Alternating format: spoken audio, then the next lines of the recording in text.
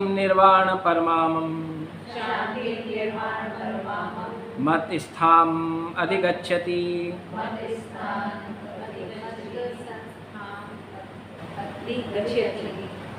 इस प्रकार शरीर, मन तथा कर्म में निरंतर संयम का अभ्यास करते हुए संयमित मन वाले योगी को इस भौतिक अस्तित्व की समाप्ति पर भगवत धाम की प्राप्ति होती है। देखो कितनी बात इंपॉर्टेंट बोल दी भगवान ने। इस प्रकार से शरीर, मन, कर्म, मनसा वाचा कर्मणा क्या होता है? मनसा वाचा कर्मणा, मन से, कर्म से और वाणी से।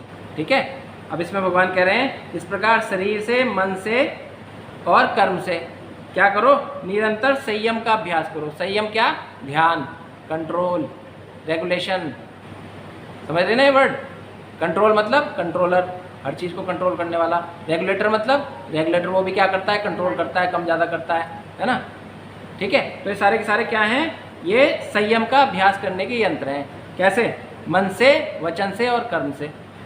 हम जो है 3 प्रकार के पाप करते हैं।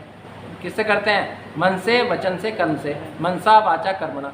इसलिए जब हम ज़्यादा पाप कर लेते हैं तो हमें कौन लेने आता है लास्ट में? जो पाप करता है कौन लेने आता है? यमराज के दूत लेने आते हैं। उन्हें बोलते हैं यमदूत, यम भट्टा। तो वो क्या होते हैं? वो 3 तरह के यमदूत आते हैं। क्यों आते हैं 3 तरह के यमदूत? क्योंकि हम जो है मन से, वचन से और कर्म से क्या करते हैं? पाप करते हैं। परंतु कलयुग में भगवान ने एक छूट दे रखी। मन से किए हुए पाप जो है रिजेक्ट, उसका कोई पाप नहीं लगता। जब तक मन से करे, जब तक आप जो है मन के पाप को कर्म में नहीं लाओगे तब तक आप जो है उस पाप से बच जाओगे। आप मन में कितनी गाली दो मुझे, कोई पाप नहीं लगेगा। लेकिन अगर ठीक है, यदि आपने जो है बोल के गाली दे दी तो आप तुरंत पापी हो जाओगे। आपको जो है ना एक भक्त की निंदा करने की के अपराध में आप जो है गिरफ्तार हो जाओगे।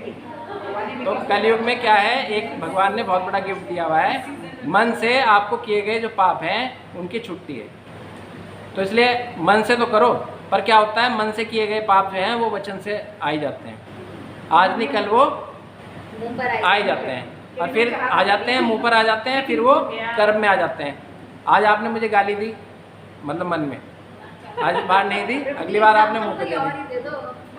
ऐसे मत करो प्रभु जी। सुनो, आप इस टाइम जो है ना अपने को ये मत मानो कि हम समझने के बाद वो है, मतलब आप इस टाइम ये मान लो कि भाई हम लोग यहाँ पर क्लास में बैठे हैं, भगवत चर्चा करते हैं। ना तो आप कुछ हैं ना मैं कुछ हूँ। ठीक है, ये सब इस टाइम भगवान की भक्ति की बातें चल रही है ना। आप अपने को सबसे